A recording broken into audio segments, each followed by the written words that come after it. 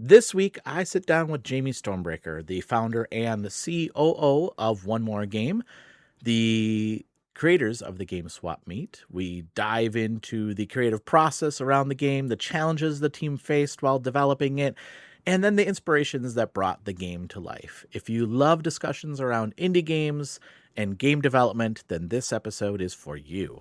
So sit back, relax, and enjoy the episode. Hi, I'm Celia Schilling from Yacht Club Games. Hey, this is James from Megacat Studios. Hey folks, this is Matt, aka Stormageddon from Reignite and the Fun and Games Podcast. This is Stephanie from the Boss Rush Podcast and the Boss Rush Network. Hey, this is Mark and Keon from Bunte Avond. Hey, this is Sebastian with the ProNerdReport.com and the Single Player Experience Podcast. Hi, this is Chris. Mike. And Garrett from Daylight Basement Studio. Hey, this is Baron J67 from Level 1 Gaming. Hi, I'm Jacob McCourt from the Left Behind Game Club, Crossplay Conversations, and Video Game Trivia. Hey, this is Todd Mitchell from Code Right Play. Salutations, this is Mike Carroll from Stroll Art. Hey, this is Jeff Moonen from Fun and Games Podcast. What's good, y'all? This is Adam from Respawn Aimfire. Hey, this is Patrick from the Backlog Odyssey. Hey, this is Rune from Runic Codes. Hi, this is Andrew from Spalato Bros. Hi, everyone. Jill Grote here from the Indie Informer. Hello, this is the Crypt Master, and you're listening to Roger you're listening to Roger on the Gamerheads Podcast. And welcome to another episode of the Gamerheads Podcast. My name is Roger. This week I have a very special guest. I have Jamie Stormbreaker, the founder and COO of One More Games, the creators of SWAPMEAT. And we'll be talking about that. Welcome to the show, Jamie. Roger, thank you so much for having me on, man. I'm super happy to chat. I'm happy to have you on the show. I've been playing a lot of SWAPMEAT, so I'm very excited to talk about the game. And I got to check it out at PAX as well. So, yeah, it's a real pleasure to have you on the show. So before we get into SWAPMEAT, the game, why don't you tell us about yourself? How did you get into gaming and game development? Yeah, well, It does. I do not feel like I am as old as I am, but I've been building games now for 18 or 19 years, professionally. I got into game development. Like, I remember the first time that I ever decided, like, this is what I wanted to do was, I read a GamePro magazine in like 1998 or early 99, and there was an article about EverQuest. And it described a journey that no one actually has at EverQuest, but it was a brand new player that was like testing it. And, like they died and, their friends looted their corpse and they met up with them later. And it's, if you go back and read it, I still have the magazine. So, if you read it, it's like, yeah, no one plays the game like that. But it was really inspiring because I hadn't played Dungeons and Dragons before. I didn't know. So for a really long time, I just thought EverQuest invented all of it. And then I was in a very high level guild in World of Warcraft. I was one of 41 players. We were the people that were first to clear Blackwing Lair, the first to open Encourage. Wow. I'm the warlock that invented the tanking strategy on the Twin Emperors. Wow. No one knows what this is except for maybe you and I, because we're old. Because we're old, yeah, and that caught the eye of some developers that were near me. I lived in Rhode Island, and the developers of Ashram's called Lord of the Rings Online, Dungeons and Dragons Online. They're called Turbine. They called me up to playtest, and then they invited me to work the night shift watching the servers, basically. And that's where I started. A lot of people start in QA, customer service, operations like that. And that was the beginnings for me. That's how I got into games. Wow. Yeah. That's awesome. I always find it really fascinating to find or to hear people's journeys into the gaming industry. And I love that yours is playing online games and getting into gaming that way. I think that's great. A side question, have you ever played Dark Age of Camelot? Did you? Yes. Okay. Yes. Dark Age of Camelot is an amazing game. I just played it 2 years ago on an emulated server. Yeah. And my first experience with that was I was the highest level Nightshade on the server at the time, like right at the beginning. We ran into like our first raid, and I realized how terrible the class was designed, and I quit the game. I was like level 47, almost 50, and I was like, you designed this so terribly. Like, everyone else is so powerful. And later I found out they designed Hibernia last, which is why we weren't itemized and why our classes were not very good. But later I came back in the game. I love that game so much. And I really want the city-states, Camelot rechain. Man, that their new thing, I want that to work so bad. I haven't had time to play it. But I love Realm versus Realm so much. Yeah, it's such a cool. That was such a cool game. Yeah. So, well, we're here to talk about SWAPMEAT. I'm very excited to talk about SWAPMEAT because I've been playing it, like I said, quite a bit.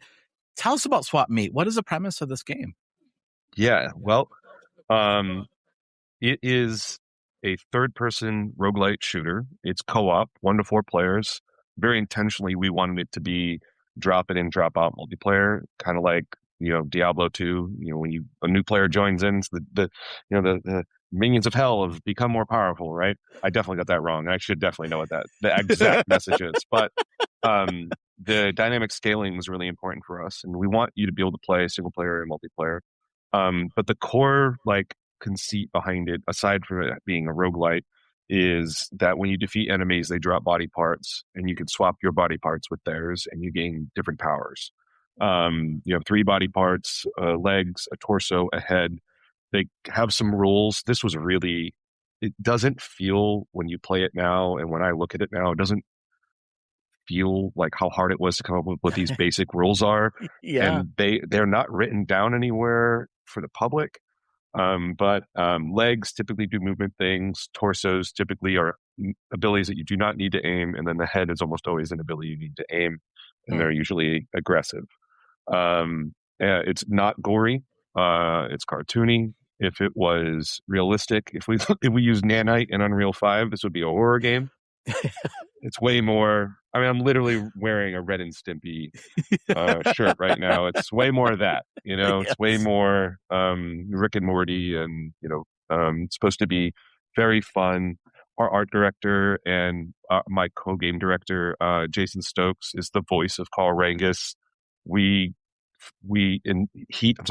invented that voice and like that character, and we developed a lot of the personality of the game just around great ideas that we had as we went. That came from him sitting in his car, just like in traffic, waiting for something, just talking into his phone, and he sent it to me, and I was like, you just need to send that to everybody else. We still have that recording somewhere. Yeah. But it's just also very humorous. We're trying to make something very humorous, something that has a lot of personality. That's basically it. Yeah, I love it. And we'll get into some of that, the humor specifically. But one of the things that to me really stands out for this game is the swapping of the body parts. And you mentioned like the challenges behind that. Can you talk maybe about some of the challenges with designing and implementing that system? Because it is a complicated system. Yeah. So the first thing I'll say is great ideas come from everywhere.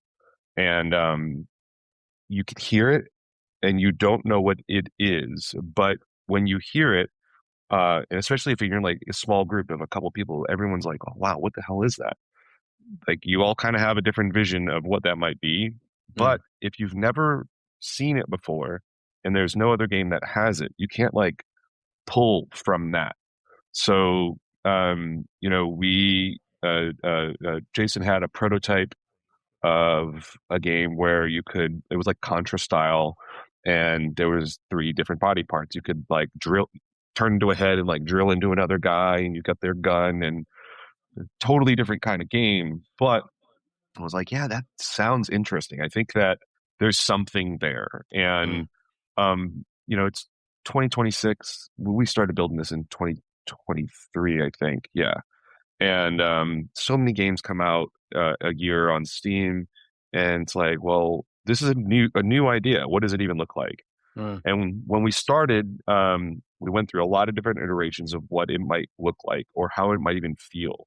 The other challenge that we had is that roguelites have a thing we call it, the economy is basically health, and there's a downward pressure on your health, and you're supposed to die.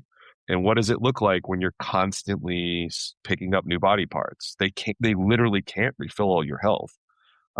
So we had multiple iterations where we had to figure out, do you hold to interact? Do you press to interact? What happens when you switch to something? Do you consume it? Does it drop to the ground?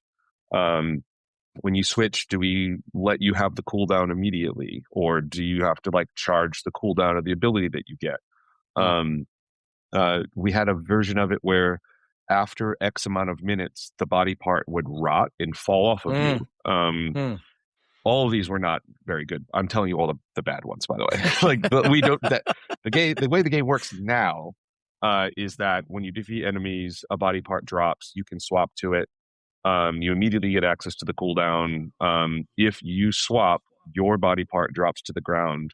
However much durability, which is basically health of the body part, stays. The cooldown also ticks while it's on the ground. So you can actually run around and just swap between parts and never be on cooldown. And that is what a very advanced version of the game looks like. I think that once a player figures that out, they're like, oh, wait a minute. My skill bar is basically all the things that are on the ground. And every time you interact with something on the ground, it refreshes how long it can stay on the ground. In code is called ground meat. It's when it's on the ground. Exactly. Yeah. It's ridiculous.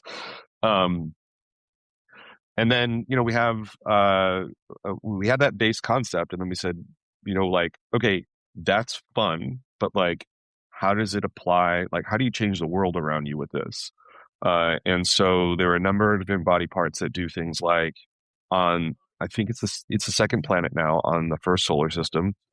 You can go to a tiki hut, and there's a surfboard, and if you interact with it, you'll get shark legs. And if you're in water, a surfboard appears, and now you go really fast on the water.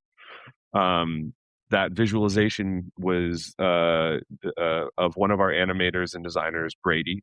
And it's a callback to one of the very first legs that we had, where we were trying to say, how do these parts interact with movement and just general, again, interacting with the environment. And we had these temporary octopus legs that you could go into the water with, and it was basically Hydro Thunder. And now what it is you get a surfboard and they're shark legs, and it looks really cool. So we also then try to apply that to different mini bosses or boss encounters. And so the very first boss that you fight, this would be a spoiler, but there are enemies that will appear that drop a rock head, a monolith, and if you throw it into the tentacle of Frankenbeans, which is a giant hot dog monster, it'll clog when it's about to fire. And so we then were like, okay, we have this. How do we apply this to special cases? And so we're continuing to do that. We added a bunch in 1.0. Every time we develop a new, we call them events, but it's basically random things that could roll on a planet. We keep trying to think, what could we do to try to make sure that, there's a special way to engage with it while also respecting the player's build. Yeah, that's awesome. And I will say, taking out the first boss is much easier when you do it with the rock versus just trying to grind out the... Yeah. Not speaking from experience, I'm just saying. Yeah. So we have multiple difficulty levels, and every boss, as you play on a higher difficulty level, it will have different abilities that get added into the encounter. That was very inspired by Final Fantasy XIV. You fight them early and you kind of get a taste. It's World of Warcraft later, later iterations of World of Warcraft as well. But you definitely need to know how to do that if you're playing on Nightmare. I don't think you can push it over without knowing how the full encounter works. And that was intentional. Yeah. I think one of the things that I really love about the different body parts too is that there's just so much that you incorporated into like, oh, this gives you this ability, and this gives you this ability, and this gives you this ability, that I spent so much time just going through the different body parts back at the home base just to determine, which are the ones that I'm going to be hunting down in my next run that I want to use, right, for my build. I really love that. Yeah, I think right now we probably have something like 40 to 50 different parts. Wow. That's crazy. I'd have to go check. It's been a while since I've been asked that question, but we also have a very open, we're a small team. I mentioned earlier, great ideas come from everywhere. And so we have a body part will show up, like we're about to have a play test internally, and someone might have added something that I have not even seen yet, and we'll play it. Then I'll look at the numbers and I'm like, those aren't the good numbers, and then tune it down. And yeah, I'm that guy that everyone yells at that I nerfed it, but yep. The first time we had a grappling hook added, and it had no distance on how far it could go. I was like, dude, I just went 300 meters across the map. What are you doing? Is it the tongue? Is that the tongue? Is that the tongue? Yeah. You can still go pretty far with the tongue, I would say. I still made it generous, but it could go 300 meters, which is real the entire map. I love that. I love that. Yeah. One of the things that it really stands out for me is the humor, and you mentioned the humor. Can you talk about the writing process and what inspired the world that you created? Yeah, I would say the writer's room is a lot of when you're prototyping, especially when you're on a small team, you kind of figure out like, okay, these are the people with these personalities. These are the people who know how to like yes and your joke. It's a lot of like you have to just yes and everything when it's in this space, and then turn around the end and edit it. But we had in the beginning, before we titled the game, we knew that we knew it was going to be kind of crazy. We sat down, we were like, what are some of our inspirations? And I already mentioned a couple, Toe Jam and Earl, Ren and Stimpy, anything from 2000s, Adult Swim, Aqua Teen Hunger Force, Smiling Friends, Rick and Morty. And so we knew that was like the thing.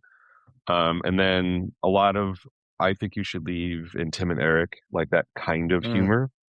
So I would say like irreverence. And then our principal concept artist, Doug Williams, is like it is his humor.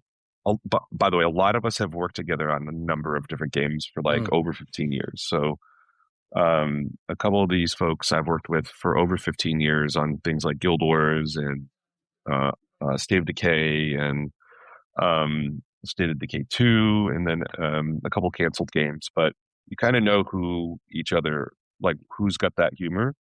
And so we go into a room, and a lot of times it'll either be that Doug drew a character, and then we're like, okay, we will build around like this kind of character. Or we have a record called Rare and Questionable Cuts, which is a companion record. It's not the actual original soundtrack. It's a separate one, which has a lot of... so there were demos that I wrote with a band, my old band, and then they all recorded. There's a video that you can go watch on YouTube that talks about that process. And there was a lot of like taking the visuals and then writing a song about who those characters might be. Yeah. But they were all intended to be anthems. Most of them are about like who they are. And by writing that down and then creating a song about it, it kind of just impacts upon itself. And so if you look at the second boss in the game, the boss encounter is called the Monday Night Midterms. You fight the Pounding Fathers, which are it's basically Idiocracy. It's a wrestling boss that you fight. And they're supposed to be like the three forms of their really correct government, because they are mutants. They don't have it anymore. And then if you look in the stands, It's only cardboard cutouts of people because the whole idea is they don't actually have any representation. It's just cardboard cutouts, but no one cares because they're watching on TV from home. They're watching the fight, and that's how they solve all their problems. So we just try to lean into a couple of different themes on these different solar systems, and the writing process is a lot of yes-anding and then editing later, and really just leaning into the humor of and the personality of the people on the team. Even folks that aren't in that writer's room have a lot of impact on the game as well. One of our programmers, Lewis Moore, is really, really, really good at puns and dad jokes, and they fit. And so you'll see those in there too, I love that. Yeah, there was a lot of references to things that I grew up, because, well, again, I'm older, but there's like 80s, 90s, early 2000 references in the game that I really appreciated. And even just like I was playing with some friends the other night, and I think there was a gun that was like the wiener dog or the wiener gun or something like that, or some kind of, maybe it was a boost of some, and we were all just like, well, if you're presented that's what you have to take. You always have to take that. Oh, that's the hot wiener. Yeah, the hot wiener. Yes. Yeah. So I mentioned I'm from Rhode Island, so tens of people are going to know that that's a real food from there. Okay. It's tattooed on my body. Yeah. You also might find one of the early items is called hot sauce. Because I accidentally misspelled sauce, but then I told my team I did it on purpose for an entire year, and I was like, "You can't fix that. I meant to do that." And then later, like a year later, I was like, "Yeah, I misspelled it, but it's called that now." Yep.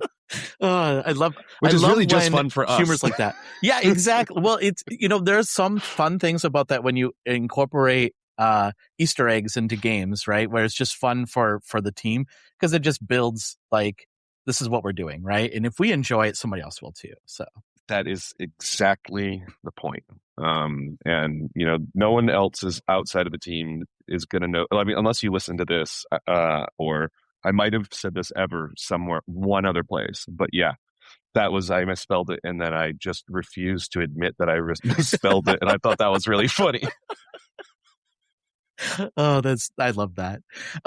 The other thing I wanted to talk about too is the art in the game, because the art is really good. It's like this animated kind of, it's inspired by probably a lot of the cartoons that you referenced before. So can you talk about the creative process around the art as well? Yeah. The first tests that we did, so my role typically is an engineer. Normally I build like the servers or, automation or, tools for developers. But I went to school for art, and no one wants me to do any of it.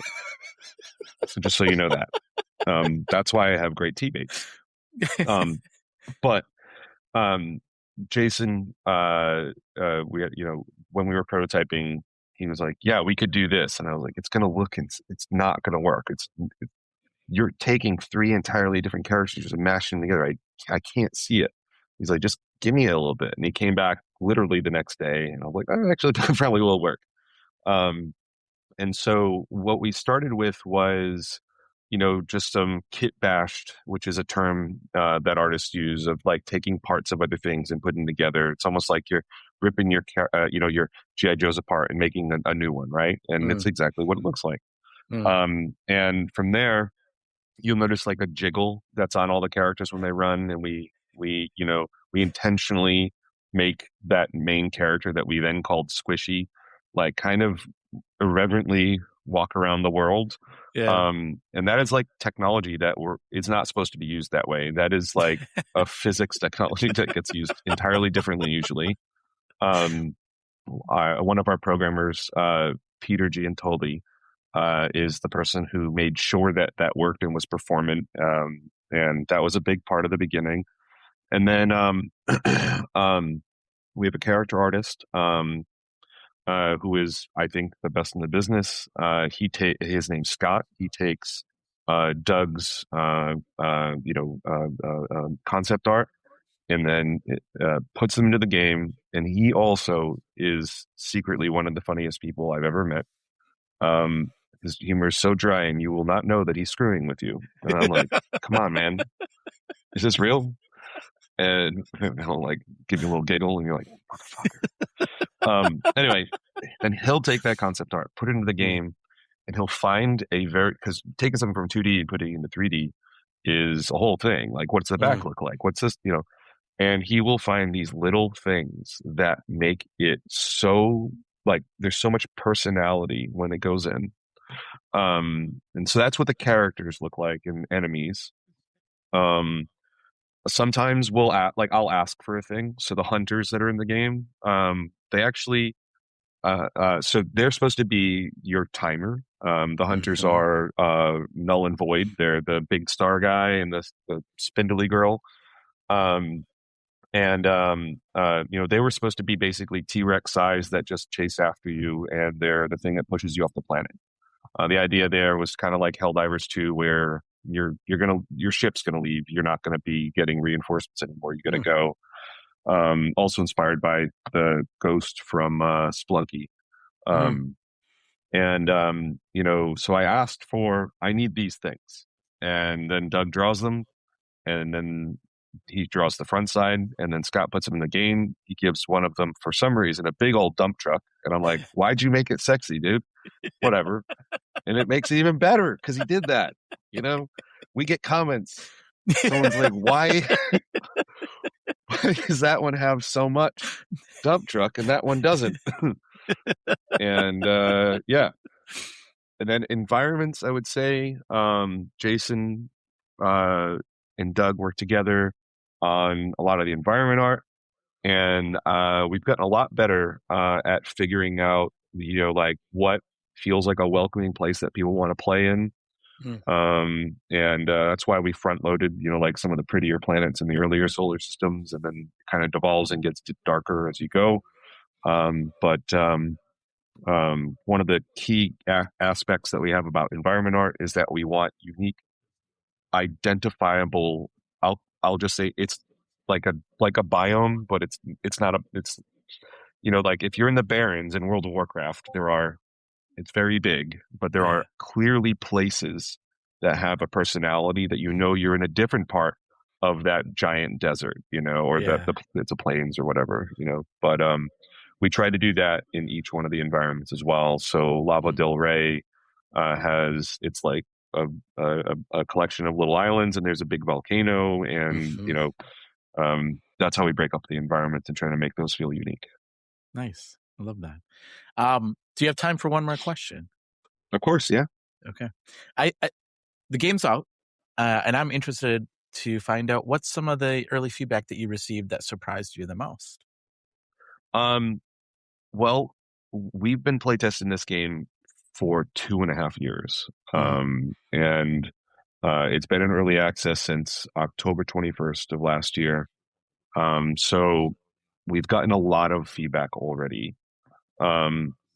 I'd say the biggest thing about a launch from EA into launch is that you go onto a lot more computers. We sold a lot more copies than we did in early access. By the way, if anyone's watching and you bought the game, thank you so much. If you haven't yet, you should go buy the game, and then 3 copies for your friends and make them review it. You hit a lot more different kinds of machines, and our entire team builds on Mac OS, and we have Steam Decks, and a lot of early feedback is about performance. We're addressing that. We have 2 engineers working on it every single day. We update the game nearly every day or every other day, and we're pushing out new updates. That's been very helpful just to hear from people like, hey, I would like it to run better. Yeah, I would like to run better too. We'll fix that. The other feedback that I would say that has been surprising is just how much people can find different combinations and then break the game. But by the way, I want you to break the game. It's okay. It's a PvE game. It's the first PvE game that I've ever I've ever worked on, I've ever designed. We actually don't want body parts to feel limited. We want some of them to feel more powerful. We want combinations to feel more powerful. This goes back to that design where we don't want them to rot off of you. We do want you to need to swap off of them. You can lose them. That is intended. It's not what we would say part of your build, but they're more situational. And when a player discovers, and we've seen this in early access as well, but when a player discovers that they can literally fly if they have spider legs and the wasp torso, that is still very rewarding. But I picked that up. Yeah, can't do it forever. Yeah. But that is like one of the, that's the thing that I am like, oh, I can get really far in this map just by combining these two body parts. This is amazing. So yeah. But going into a launch, you learn a lot about the product because the audience is much bigger. We're all in Discord. We're all in the forums. Even if you don't see us writing, we are listening. You'll end up seeing me on the forums and Discord at like 12 a.m., 2 a.m., 3 a.m. because that's when I have time to actually type to someone else. And I read the responses, and then we work all day, and then I'll read it later. Well, Jamie, it was a real pleasure having you on the show. Thank you so much for taking time out of your schedule, talking about the game. I'm really enjoying the game. I'm going to put the link in the show notes as well, so that way people can go check out the game. And it's probably for me, it's one of the most unique games. Plus, this is one of those games that I have played solo, but it's way more fun playing with friends, and we laughed a lot more. I mean, I laughed when I was playing by myself, but it's a lot more fun when you play with your friends. So.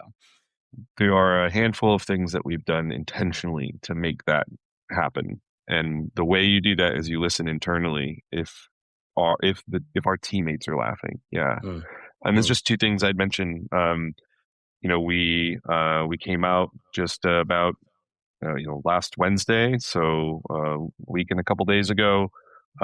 We started with a pretty deep discount because we wanted to make sure that we participated in the summer sale as well. So we're on sale until, I think the summer sale ends on July 1st. And we are running, we have technology to do these community events that are kind of like Helldivers, where, if you do these things, you'll unlock something. And we did our first tranche of them because the community completed a handful of events. They get 5 different free cosmetics that came out in updates each day that they unlock them. We're running one right now that we thought was going to take a lot longer, and I think the players are nearly 50% complete with each of the.